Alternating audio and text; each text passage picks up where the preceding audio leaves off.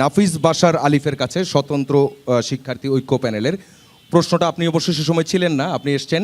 সেটা হচ্ছে যে আপনি কোন বিষয় নির্বাচিত হলে কোন বিষয়গুলোকে সবচেয়ে প্রায়োরিটি দিয়ে কাজ শুরু করবেন এবং সেগুলো কেন গুরুত্বপূর্ণ?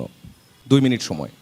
আসসালামু আলাইকুম, আমার নাম নাফিস বাশার আলিফ। আমি লোক প্রশাসন বিভাগের 2021-22 শিক্ষাবর্ষের শিক্ষার্থী এবং স্বতন্ত্র শিক্ষার্থী ঐক্য প্যানেল থেকে আমি আন্তর্জাতিক বিষয় সম্পাদক পদে লড়ছি। আমার অন্যান্য বন্ধুরা যেগুলো বলে গেলেন যে তারা যে ধরনের ওবি বেসড কারিকুলাম কিংবা ইন্ডাস্ট্রি একাডেমিক কোলাবোরেশন, কেউ ব্র্যান্ডিংয়ের কথা বললেন, একজন বললেন অফার লেটার অ্যাকসেপ্টেন্সের কথা রেজিস্টার বিল্ডিংয়ে। আমার মনে হয় আমি যেটা সর্বপ্রথম করব, আন্তর্জাতিক বিষয়ক সম্পাদক পদে একজন সম্পাদকের কী করণীয় আছে সেটা আগে আমার বলা উচিত। আন্তর্জাতিক বিষয়ক সম্পাদক পদে আমাদের যে একটা মিসকনসেপশন আছে যে উনি শুধুমাত্র বিদেশ নিয়েই কাজ করবেন, এই কনসেপশনটা আমি প্রথমত ভাঙতে চাই। আন্তর্জাতিক বিষয়ক সম্পাদক তিনি শুধুমাত্র বিদেশ নিয়েই কাজ করবেন না, তার কাজ শুধুমাত্র রেজিস্টার বিল্ডিংয়ে অফার লেটার অ্যাকসেপ্টেন্স কিংবা ওবি বেসড কারিকুলাম না, এটার জন্য আলাদা সম্পাদক যেমন রিসার্চ বা সায়েন্স অ্যান্ড টেকনোলজি সম্পাদক আছেন বা অন্যরা আছেন। আমি প্রথমত দুইটা ভাগে আমার কাজ ভাগ করব। এক হচ্ছে বিদেশ যারা যেতে চান তাদেরকে নিয়ে আমি কাজ করব, এছাড়াও দেশে যারা থাকতে চান তাদেরকেও একটা আন্তর্জাতিক ক্যারিয়ার ট্র্যাক তৈরি করার জন্য আমি কাজ করব। তো আমি মোহাম্মদ আলী ভাইয়ের সাথে একমত যে রেজিস্টার বিল্ডিং আমাদের অনেক বড় সমস্যা।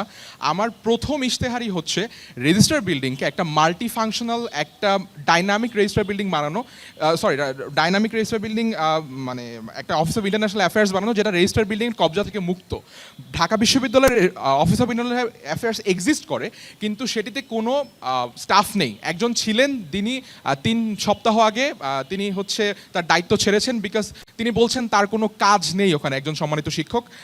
তো আমার প্রথম কাজ হবে ঢাকা বিশ্ববিদ্যালয়ের রেজিস্টার বিল্ডিং কবজা থেকে মুক্ত করে একটি মাল্টি ফাংশনাল, একটা dynamic office of international affairs বানানো, যেটার থ্রুতে আমার যে বাকি প্ল্যানগুলো আছে, যেমন সেটা বিদেশে মাস্টার্স পিএইচডির জন্য হেল্প হোক, কিংবা এক্সচেঞ্জ প্রোগ্রামের জন্য হেল্প হোক, কিংবা বিভিন্ন সেমিনার ওয়ার্কশপ কিংবা ওয়ার্ল্ড র্যাঙ্কিংগুলো ধাপে ডাটা পাঠানো হোক, সেই কাজগুলো করবে।